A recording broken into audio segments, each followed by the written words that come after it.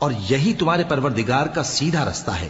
جو لوگ غور کرنے والے ہیں ان کے لیے ہم نے اپنی آیتیں کھول کھول کر بیان کر دی ہیں۔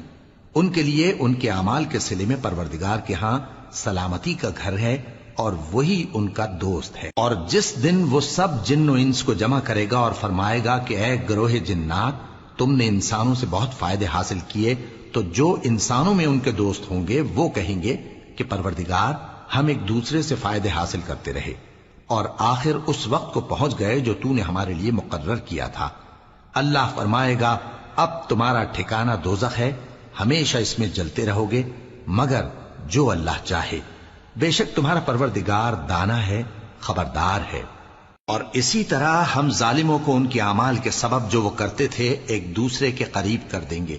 اے جنوں اور انسانوں کی جماعت، کیا تمہارے پاس تمہیں میں سے پیغمبر نہیں آتے رہے جو میری آیتیں تم کو پڑھ پڑھ کر سناتے اور تمہارے اس دن کے سامنے موجود ہونے سے ڈراتے تھے؟ وہ کہیں گے کہ پروردگار ہمیں اپنے گناہوں کا اقرار ہے اور ان لوگوں کو دنیا کی زندگی نے دھوکے میں ڈال رکھا تھا اور اب خود انہوں نے اپنے اوپر گواہی دی کہ کفر کرتے تھے۔ اے نبی، یہ جو پیغمبر آتے رہے اور کتابیں نازل ہوتی رہیں تو اس لیے کہ تمہارا پروردگار ایسا نہیں کہ بستیوں کو ظلم سے ہلاک کر دے اور وہاں کے رہنے والوں کو کچھ بھی خبر نہ ہو، اور سب لوگوں کے بلحاظ اعمال درجے مقرر ہیں، اور جو کام یہ لوگ کرتے ہیں اللہ ان سے بے خبر نہیں۔ اور تمہارا پروردگار تو بے نیاز ہے، صاحب رحمت ہے، اگر چاہے تو اے بندو تمہیں نابود کر دے اور تمہارے بعد جن لوگوں کو چاہے تمہارا جانشین بنا دے، جیسا تم کو بھی دوسرے لوگوں کی نسل سے پیدا کیا ہے۔ کچھ شک نہیں کہ جو وعدہ تم سے کیا جاتا ہے وہ پورا ہونے والا ہے اور تم اللہ کو عاجز نہیں کر سکتے۔ کہہ دو کہ لوگو تم اپنی جگہ عمل کیے جاؤ، میں اپنی جگہ عمل کیے جاتا ہوں، ان قریب تم کو معلوم ہو جائے گا کہ آخرت میں بہشت کس کا گھر ہوگا۔ کچھ شک نہیں کہ مشرک کامیاب نہیں ہوں گے۔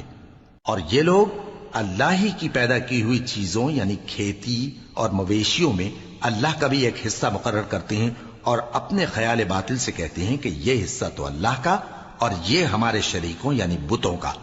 تو جو حصہ ان کے شریکوں کا ہوتا ہے وہ تو اللہ کی طرف نہیں جا سکتا، اور جو حصہ اللہ کا ہوتا ہے وہ ان کے شریکوں کی طرف جا سکتا ہے۔ کیا برا حکم لگاتے ہیں؟ اسی طرح بہت سے مشرکوں کو ان کے شریکوں یعنی شیطانوں نے ان کے بچوں کو جان سے مار ڈالنا اچھا کر دکھایا ہے تاکہ انہیں ہلاکت میں ڈال دیں اور ان کے دین کو ان پر خلط ملط کر دیں، اور اگر اللہ چاہتا تو وہ ایسا نہ کرتے۔ سو ان کو چھوڑ دو کہ وہ جانے اور ان کا جھوٹ۔